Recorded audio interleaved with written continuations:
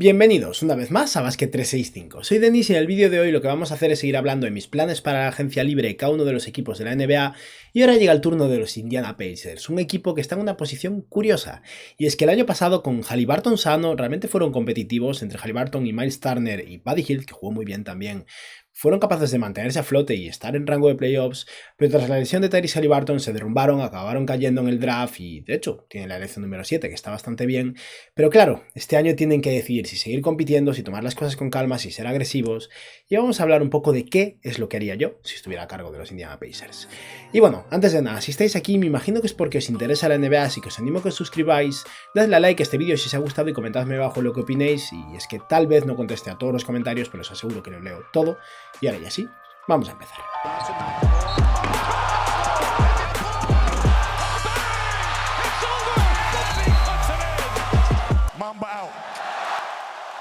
Los Pacers son uno de estos equipos que tienen bastantes jugadores en la plantilla ahora mismo, aún así tienen margen salarial y tienen muchas selecciones en el draft. Y eso hace bastante complicado gestionar qué hacer con los Indiana Pacers, dado que utilizar su margen salarial, teniendo en cuenta que es bastante, y al mismo tiempo seleccionar hasta 4 jugadores en el top 32, como veremos en breves, es muy complicado para un equipo que no va a tener espacio en la plantilla, así que habrá que ver qué hacen, seguramente tengan que escalar en el draft, tal vez puedan comerse algún mal contrato, pero no es que tengan tanta disponibilidad en la plantilla como para hacer algo así. Y es que los Pacers tienen unos 27,3 millones de dólares en margen salarial de cara a la próxima temporada, podrían llegar a tener la mid-level de 7,6 millones de dólares para equipos bajo el margen salarial y tienen obviamente la mínima del veterano, y en lo que respecta al draft tienen el pick número 7, el número 26, el 29, el 32 y luego el 55, que bueno, será un jugador en contrato dual. O sea que, como decía hace un poco, tienen 4 elecciones entre el top 7 y 32, las cuales son demasiadas, sinceramente. Y en lo que respecta a sus agentes libres estarán George Hill, Osai Brissett, James Johnson y luego de entre los jugadores en contrato dual, Kendall Brown, que fue un pick de segunda ronda el año pasado, y Gabe York, que es un jugador que entró en mitad de la temporada. Y el problema es que Indiana tiene 12 jugadores en plantilla de entrada, o sea, ya directamente no podrían seleccionar 4 jugadores en esa primera ronda sin cortar a algunos de esos jugadores en plantilla, pero vamos en primer lugar a hablar de las fortalezas y debilidades de este equipo. Indiana, como principal fortaleza, en mi opinión, tiene a Tyrese Haliburton, un jugador que este año pasado se convirtió en un All-Star en su tercera temporada, uno de los mejores pasadores de la NBA, un buen tirador también, y alguien que además parece un buen líder en el vestuario. Son un equipo que funciona realmente bien a nivel de pase y movimiento de balón, entre Haliburton, TJ McConnell, Andrew Nembhard y obviamente Rick Carlisle como entrenador, que es alguien que realmente pone mucho énfasis en esto. Es un equipo que mueve muy bien el balón y son muy buenos a nivel de tiro, pero es un equipo que flojea bastante a nivel de anotación interior, dado que depende mucho del tiro y dado que Miles Turner no es un anotador de élite en el interior, no tienen demasiada presencia ahí. Son un equipo limitado a nivel defensivo, con Turner en el campo aguantan, sin Turner en el campo se derrumban completamente, y también es un equipo con muchos problemas en el rebote. Miles Turner, que es su pívot, es un muy buen defensor pero mal reboteador, y jugaban literalmente con 4 guards, dado que Aaron Smith jugaba muchos minutos de la pivot. En lo que respecta a los jugadores en plantilla, tienen a Miles Turner, Buddy Hield, Daniel Theis, TJ McConnell, Ben Mathurin, Tyrese Haliburton, Aaron Smith, Jalen Smith, Chris Duarte, Jordan Nwora, Isaiah Jackson y por último Andrew Nembhard. Y como veis tienen 12 jugadores en plantilla, todos con contratos garantizados, ninguna opción del jugador ni del equipo, nada. Y en lo que respecta a sus necesidades principales, creo que para empezar necesitan un ala pivot titular. También les vendría bien un alero titular. Ahora mismo están jugando con Buddy Hield en esa posición, pero creo que tienen que generar un plan a largo plazo para encontrar un alero mejor. Creo que Ben Mathurin es más bien un escolta. Y si bien tienen todavía 2 años de contrato asegurados con Miles Turner, no estaría mal que empezaran a pensar en un futuro sin él, porque creo que cuando finalice ese contrato sí que es posible que Miles Turner ya no esté jugando en Indiana. Y vamos ahora a hablar de las diferentes decisiones que tomaría yo con este equipo a nivel de jugadores a los que retener o no retener, pero como veis va a ser muy simple. Hay 12 jugadores que directamente tienen contrato y de entre sus agentes libres, Gabe York, que es uno de los 2 jugadores en contrato dual que tenían, es uno de esos mega anotadores de la G-League que llega al NBA y no funciona. Es un jugador que tiene 29 años ya y lleva un par de años en contrato dual con los Pacers. Yo lo dejaría ir y priorizaría generar espacios para ese pick 55 del draft y tal vez otro para algún jugador no drafeado. Por otra parte, Kendall Brown es un jugador al que seleccionaron el año pasado en la segunda ronda, un ala pivot súper atlético con potencial defensivo que de momento está desarrollándose, pero parece que está lejos de ser capaz de contribuir en la NBA. Aún así, yo lo mantendría un año más en contrato dual. No creo que se haya ganado un contrato regular en absoluto, pero si lo mantienen en contrato dual pueden seguir probando suerte con él durante un año más para ver si realmente se convierte en un jugador de rotación. Tiene los atributos físicos para serlo, el problema es que le falta la capacidad, sobre todo ofensiva, para llegar a contribuir en la NBA. Y en lo que respecta a sus agentes libres de contrato regular, James Johnson es un jugador ya muy veterano que básicamente cumplía ese rol de mentor en los Pacers durante esta temporada y creo que les gustó mucho mantenerlo. De hecho, hubo un momento que tuvieron que cortarlo para generar un espacio en la plantilla a medio de la temporada y volvieron a ficharlo después de cortar a Ibaka de vuelta. Desgraciadamente no hay hueco para él. Tienen muchas selecciones en el draft, tienen demasiadas cosas que gestionar y me parece que no van a tenerlo fácil para mantener a James Johnson y tampoco a George Hill, que una vez más como base veterano está bien. Es verdad que tienen por ahí a TJ McConnell, que es un muy buen veterano, alguien que además contribuye mucho más en el campo, así que no es una pérdida tan grave, pero sí, creo que este equipo se va a quedar sin sus dos agentes libres veteranos. Y por otra parte tienen a Oshae Brissett, que es un jugador que lleva 4 años en Indiana y hubo momentos en los que tuvo flashes en los que parecía que tal vez llegara a convertirse en alguien interesante, sobre todo en unos Pacers muy limitados en esa posición de la pivot, pero al final Brissett no fue capaz de hacerse hueco en la rotación, ha sido un jugador muy inestable y no me importaría que lo mantuvieran si tuvieran espacio para hacerlo, pero no lo tienen, así que creo que Brissett se tiene que ir. Y ahora vamos a hablar de las extensiones de contrato que podrían firmar, porque como veis no hay muchos agentes libres en este equipo, pero sí que hay varios jugadores que podrían firmar una extensión. Para empezar tenemos el caso de Aaron Nesmith, que llegó el verano pasado como parte del intercambio de Malcolm Brogdon a los Celtics, y Nesmith ha tenido su mejor temporada sin lugar a dudas este año en los Pacers y a mí me ha gustado. Trabaja muy duro en defensa y realmente se está haciendo un hueco en la rotación a base de defender un nivel muy alto, y a nivel ofensivo nunca ha conseguido recuperar ese triple que se esperaba que tuviera en la universidad, pero es un jugador de tercer año que está teniendo una progresión interesante y es valioso para los Pacers. Jugó incluso de ala pivot titular en este equipo, creo que es más bien un escoltón alero. Pero la realidad es que no creo que tenga mucho sentido que llegue a un acuerdo de extensión de contrato. Si estuviera dispuesto a firmar un contrato del estilo Nasir Little, un contrato de unos 7 millones por año, una extensión de eso, 4 años, 30 millones tal vez, yo lo firmaría porque creo que Aaron Nesmith va a ser lo suficientemente bueno como para durar en la NBA, pero no creo que vayan a llegar a un acuerdo y no pasa nada, pueden esperar a agencia libre restringida dentro de un año. Pero creo que también es interesante hablar del caso de Buddy Hield. Buddy Hield podría firmar una extensión directamente y es un jugador de 30 años de edad, por lo que no cuadra demasiado con la línea temporal de este equipo, pero también es uno de los mejores triplistas de la NBA y ha tenido una muy buena temporada en los Pacers y yo creo que es interesante que lo mantengan. Al final todos sabemos que los Pacers tienen una cultura que se basa bastante en ser competitivos, no quieren tanquear de manera súper proactiva y más con el entrenador que tienen. Han tenido el pick 6 un año y este año el pick número 7 y yo creo que los Pacers quieren competir por entrar en playoffs. Y si ese es su objetivo, y lo respeto, creo que al final con Haliburton y alguna de sus piezas es suficiente y tanquear a muerte para un draft de 2024 que además espera que sea bastante flojo, no creo que tenga mucho sentido. En medio de todo este contexto, Buddy Hield ayuda y es útil mantenerlo y le queda un año de contrato. Y creo que al final, con el fin de mantener el asset, lo lógico es que los Pacers lo intenten atar. Podría intentar ofrecer una extensión y ya está. Hield cobra unos 18 millones de dólares este año y yo personalmente creo que ha rendido a un nivel tan alto y es un tan buen triplista que un contrato en el orden de los 20 millones de dólares por año, tal vez incluso hasta 21, 22 millones de dólares por año, podría llegar a ganar. Pero hay una oportunidad ahí en Indiana, teniendo en cuenta que tiene unos 27 millones de dólares en margen salarial y que no creo que vayan a ser un gran destino de agentes libres, para hacer lo mismo que hicieron con Miles Turner, que es hacer una reestructuración de su contrato. Los Pacers podrían subir el salario de Buddy Hield considerablemente este año y luego extenderlo por mucho menos. De hecho, yo estaba pensando en un contrato muy similar al de Miles Turner, un contrato de 3 años de duración, porque con su edad tampoco me gustaría atarlo por 4 años. Creo que la idea de a este año sumarle 2 más es ideal. Indiana podría ofrecerle un contrato de unos 30 millones de dólares, por ejemplo, este año, subirle en 12 millones el salario de esta temporada, y en ese tipo de reestructuraciones de contrato se puede reducir el salario hasta un 40% para la segunda temporada, es lo que vivimos con Miles Turner, y no creo que haya que llegar a tanto, pero tal vez Indiana podría ofrecerle 30 millones de dólares este año a Buddy Hield, o sea, gastar 12 millones más en él,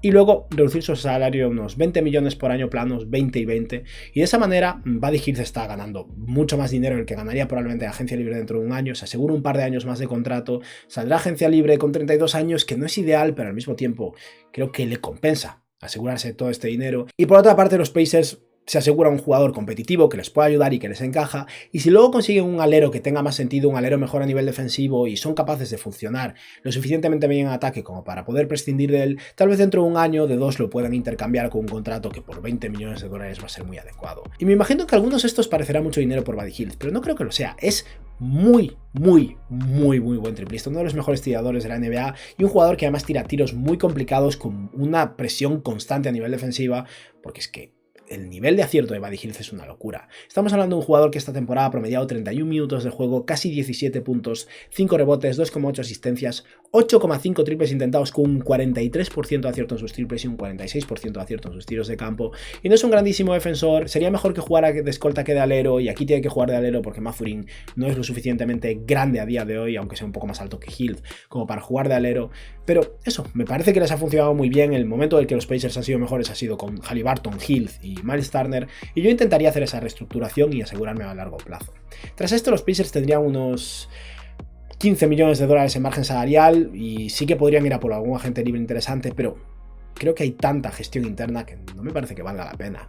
Pero queda una extensión de contrato más de la que hablar y es la más sencilla, la de Tyrese Haliburton. Haliburton en esta tercera temporada ha dado un salto espectacular, se ha convertido en una estrella indudable y le tienen que ofrecer el máximo por 5 años. El objetivo obviamente es ofrecerle ese máximo de 5 años sin opción del jugador en el quinto año, tal vez consigan que acceda y sería ideal para los Pacers porque este es el jugador franquicia de Indiana. Tyrese Haliburton esta temporada promedió 33,6 minutos de juego por partido, 20,7 puntos, 3,7 rebotes, 10,4 asistencias por partido con muy pocas pérdidas además, 7,2 triples intentados, un 49% de acierto en sus tiros de campo y un 40% en sus triples, y al final eso es el motor ofensivo de unos Pacers que son realmente buenos cuando él está en el campo y va a seguir mejorando un año tras otro.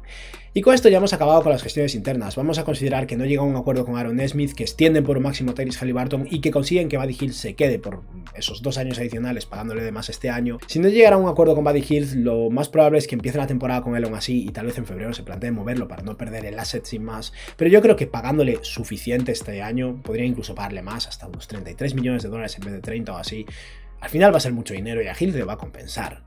Y en este momento la plantilla de los Pacers sería Tyrese Haliburton, Ben Mathurin, al que ya le toca jugar de titular, Buddy Hield, Aaron Nesmith de ala pivot y Miles Turner de pivot. Y en la segunda unidad tendría a T.J. McConnell, Andrew Nembhard, Chris Duarte, Jordan Nwora, Jalen Smith, Isaiah Jackson y Daniel Theis. Y ahora llegaría el momento de hablar del draft, pero como decía antes, los Pacers tienen que reducir el número de picks que tienen. Tal vez tenga sentido que si alguien quiere el pick 26 y le ofrece un pick malo de primera ronda futuro, lo muevan y ya está. Pero no creo que vaya a conseguir sacar ese valor, así que lo lógico será que intenten escalar en el draft aprovechando su margen salarial.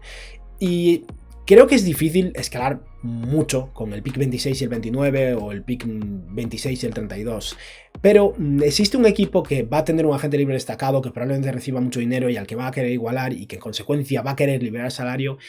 Y ese equipo son los Nets. Los Nets tienen el pick 21 y el 22. Y creo que sería bastante viable para Indiana llegar a un acuerdo con Brooklyn que los Nets envíen el contrato de Joe Harris, que cobra 19 millones de dólares, a Indiana, y a cambio reciban el contrato de Daniel Theis, con lo que están ahorrando casi 11 millones de dólares, y en Theis además consiguen un jugador que puede jugar de pivot en un equipo limitado a nivel de pivot suplentes. Y a nivel de valor en picks, Indiana estaría consiguiendo el pick número 21 y los Nets recibirían el pick 26 y el 32. Tal vez podría ser el 29 y el 32 incluso, pero bueno, he hecho un punto intermedio y lo dejamos eso, el pick 26 y el 32. Y de esa manera los Pacers todavía tienen demasiados picks, pero tienen la elección 7, la 21 y la 29. Y me he estado planteando la posibilidad de que intenten intercambiar algún pick más, tal vez emparejar a Chris Duarte y el pick 29 y conseguir alguna cosa diferente, porque creo que Duarte no tiene cabida a día de hoy en Indiana, lo han superado demasiados jugadores, pero al final he decidido que estos Pacers que quieren ser competitivos tienen ya un núcleo interesante que se mantiene igual de cara a esta próxima temporada y va a mejorar, y está bien que prueben suerte con 3 picks en este draft. En 2024 ya solo tienen su elección, no es que vayan a ir sobrados de munición a largo plazo, y creo que les vale la pena probar suerte en 3 ocasiones. Así que vamos ahora a hablar del draft, y dado que voy a mencionar 3 picks en total, voy a mencionar solo un par de nombres para cada elección y así reducimos un poco el abanico y no alargamos tanto el vídeo. Y para el pick número 7 la elección es lógica. Los Pacers tienen como prioridad principal conseguir un ala pivot. De estar en una elección inferior en el draft, probablemente estaría buscando una ruta para conseguir a alguien estilo Kyle Kuzma, John Collins, incluso B-Topping, un ala pivot de ese estilo. Pero creo que en el pick número 7 va a tener muchas posibilidades de conseguir su ala pivot de futuro, así que voy a mencionar los 2 nombres que muy probablemente van a estar disponibles, al menos uno de los 2. Y esos son, para empezar, Taylor Hendricks, un jugador que, bueno, ya hemos hablado largo y tendido de él. Un ala pivot con mucha capacidad de tiro de 3, con capacidad de intimidación. No creo que sea tan buen defensor a día de hoy, pero sí que es verdad que es bueno en las ayudas defensivas. Rebotea, lo cual le viene muy bien a los Pacers, y tira sus triples, lo cual con Haliburton va a encajar muy bien. Y la otra opción que debería tener disponible en este rango, de hecho creo que es más posible que esté disponible todavía, es Jarrett Walker. Walker tiene un suelo mucho más alto, es un mejor defensor, un jugador más inteligente en el campo, sabe hacer mejores lecturas en ataque, tiene más habilidad en defensa a nivel de hacer rotaciones y no solo de defender en 1 contra 1. Y al final, Jarrett Walker, el problema que tiene es que ha metido sus triples, pero con un volumen mínimo y no sabemos cómo trasladar eso a la NBA, pero creo que es lo suficientemente inteligente y sabe jugar a un nivel lo suficientemente alto como para tener un impacto muy interesante. Y pensando en estos Pacers que quieren competir y en el entrenador que tienen con Rick Carlisle, al que no le encantan los novatos y ya está haciendo excepciones con jugadores como Ben Mathurin, llevarle a un jugador que llega mucho más preparado, que sabe jugar a un nivel mucho más alto de entrada en Jarrett Walker, tiene sentido. Y sí, tal vez Taylor Hendricks acabe siendo un jugador mejor, pero ni siquiera es una garantía. Y creo que Walker va a contribuir a un nivel muy alto, aportando defensa, rebote, algo de pase y con suerte algo de triple también. Así que vamos a considerar que es el jugador que seleccionan con el pick número 7. Y ahora llegamos a la elección 21. Y aquí me plantearía tal vez a alguien como Bobby Kidman incluso para probar suerte otra vez con un ala pivot más, pero creo que puestos a escoger a alguien priorizaría tal vez un alero. A día de hoy Buddy Hield es el alero titular de los Pacers y, como decía antes, me gustaría que lo extiendan porque al final es un jugador valioso que puede ser útil como pieza de intercambio y es útil ahora mismo para los Pacers, pero creo que estaría bien buscar a alguien más alto, un alero más natural, y hay un par de jugadores con muchísimo potencial ofensivo que podrían no salir muy bien, pero que creo que tiene sentido en este rango para Indiana. Probar suerte con el pick 21, a ver si te sale muy bien el pick, vale la pena, y si no, pues eso, tienes a Buddy Hield y tienes un par de jugadores más todavía. Y por eso los dos jugadores en los que estaba pensando son, para empezar, Maxwell Lewis, que es el jugador al que voy a considerar al final que seleccionan, que es un alero que ha demostrado mucho como creador principal en Pepperdine este año, es un jugador de segundo año que tiene mucha capacidad atlética, no es un buen defensor, pero debería tener las herramientas para hacerlo, y en esa posición de alero podría acabar siendo un creador muy interesante, y alguien que junto con Ben Mathurin creó un dúo de alas muy potente para estos Pacers. Y si no, otra opción que no me encanta para otros equipos, pero tal vez funciona aquí, es Bryce Sensabaugh. Bryce Sensabaugh me preocupa mucho a nivel atlético y a nivel defensivo, pero quiero confiar en que entre Jarrett Walker y Miles Turner puedan hacer funcionar esto, y Sensabaugh lo que tiene es una capacidad de creación y una capacidad de anotación espectacular. Es bueno creando sus tiros desde 3, en la media distancia, incluso finalizando en el interior. Le falta algo de capacidad de pase y sobre todo el esfuerzo defensivo, pero creo que en un ecosistema como el de los Pacers puede realmente funcionar muy bien. Tal vez acabe siendo un sexto hombre, pero tal vez acabe siendo un muy buen anotador en la NBA, y es una apuesta bastante interesante. Aún así, puestos a escoger, si está disponible Maxwell Lewis, lo seleccionaría él, pero eso, Bryce Sensabaugh podría tener sentido. Y ahora en esta elección 29, tal vez podría incluso buscar un ala pivot más, como decía antes, Bobby Kidman, si está disponible aquí me lo plantearía seriamente. Puede que incluso alguien como Jaime Jaquez, que al final es un jugador que va a llegar y contribuir pronto, un buen ala pivot, un jugador que realmente hace un poquillo de todo, aunque no a un nivel excelente. Pero hay un par de pivots que podrían estar en este rango del draft, creo que es posible que no vayan a estar ya, pero podrían caer hasta aquí. Y como decía antes, Miles Turner, al igual que Buddy Hield, no estoy seguro que dentro de 3 años vaya a seguir en Indiana. Y en ese caso, empezar a buscar un relevo para Miles Turner es interesante, porque no creo que sea Jalen Smith ni que sea Isaiah Jackson. Son dos jugadores que me gustan y que pueden ser interesantes, pero que no veo a día de hoy como pivots titulares en un buen equipo a largo plazo. Y por eso, si estuviera disponible James Nagy del Barcelona, yo lo seleccionaría. Es una bestia atlética, un jugador que podría ser un muy buen defensor, no tiene la capacidad de tiro de Miles Turner ni mucho menos, pero podría formar un dúo muy potente a nivel defensivo con Jarrett Walker, les da rebote, les da tamaño, les da intimidación, alguien que juegue el pick and roll con Tyrese Haliburton y un finalizador de alley-oops, y me gustaría muchísimo en este pick para Indiana, pero desgraciadamente no creo que vaya a estar disponible. Y si James Nagy no estuviera disponible, un jugador que creo que podría encajar muy bien en este equipo, es alguien que además por suerte juega en la Universidad de Indiana, con lo que ahí hay un vínculo bastante interesante, es Trayce Jackson-Davis, un jugador muy bueno este año y muy productivo en la universidad, es más veterano, ha jugado, si no me equivoco, 3 años en la liga universitaria, y Jackson-Davis lo que es un pivot un poco pequeño, pero bueno en defensa, con capacidad de intimidación, y que en ataque es atlético, finaliza alley-oops y al mismo tiempo tiene una capacidad de pase muy interesante. No tira a día de hoy y ese es el principal motivo por el que no está seleccionado más arriba, pero sería un dúo muy interesante con Jarrett Walker de dos jugadores grandes con capacidad defensiva y que al mismo tiempo en ataque mueven el balón y son capaces de hacer buenas lecturas. Y es verdad que Trayce Jackson-Davis no tiene el techo atlético de un jugador como James Nagy, y puestos a escoger entre uno y otro, probablemente el proyecto que es James Nagy me interese más, pero al mismo tiempo, dado lo productivo que ha sido ya en la universidad, creo que hay más posibilidades de que Trayce Jackson-Davis funcione y realmente se establezca en la NBA. Así que si está disponible en este pick 29 es una opción bastante viable. Y vamos a considerar que este es el equipo de Indiana. Esos 27 millones de dólares en margen salarial los han convertido en 10 millones de dólares por comerse el contrato de Joe Harris y mover a Daniel Theis y generar un poco de espacio en esa posición de big que está bastante sobrecargada. Y al mismo tiempo otros 12 o 13 millones de dólares los hemos dedicado a esa reestructuración del contrato de Buddy Hield, con lo que quedarían unos 3-4 millones de dólares de margen salarial. Siempre pueden plantearse hacer algún intercambio en el que coman un poco más de salario con Jordan Nwora o incluso Chris Duarte. Hay jugadores que creo que son prescindibles en este equipo, incluso TJ McConnell me encanta como veterano, pero al mismo tiempo tiene valor y creo que es lógico darle las llaves de la segunda unidad a Andrew Nembhard, o sea que también es una posibilidad que mueva a McConnell. Pero de entrada vamos a plantear que los Pacers empiezan la temporada con este equipo, tienen muchos jugadores jóvenes para probar suerte, a ver con quién aciertan y con quién no, y al mismo tiempo tienen un núcleo potente que con su quinteto titular debería ganar bastantes partidos. La plantilla final de los Pacers sería Tyrese Haliburton con Ben Mathurin, Buddy Hield, Jarrett Walker y Miles Turner, y en la segunda unidad tendrían Andrew Nembhard, Aaron Nesmith, Maxwell Lewis, Joe Harris, Trace Jackson Davis, TJ McConnell, Chris Duarte, Jordan Nwora, Jalen Smith e Isaiah Jackson. Y como veis, no ha sido una agencia libre súper potente para los Pacers. Como decía antes, si hubieran tenido mala suerte en la lotería o hubieran acabado con un recurso un poco mejor y tuvieran el pick 9 o 10 y las posibilidades de tener a alguien como Taylor Hendricks disponible o como Jarrett Walker fueran menores, tal vez sí que tendrían que buscar un ala pivot titular en otro lado. Pero de esta manera pueden permitirse seleccionar uno en el draft, tenerlo asegurado por 4 años a un precio bajo, desarrollarlo poco a poco y al final es un jugador que acompaña mucho mejor el proyecto principal con Tyrese Haliburton y Ben Mathurin y Andrew Nembhard a día de hoy. Y nada, con esto hemos acabado el vídeo de hoy, espero que os haya gustado y que tengáis un buen día. Adiós.